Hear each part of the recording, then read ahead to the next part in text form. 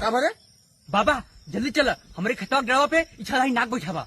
इच्छाधारी नाग? हाँ चल छोटू चल। बोला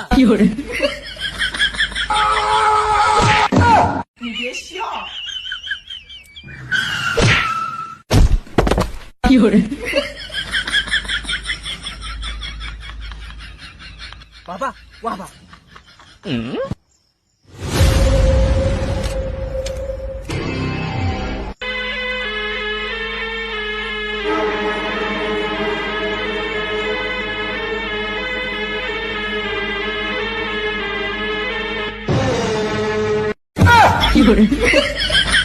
इतना इच्छाधारी बधाया सराऊ।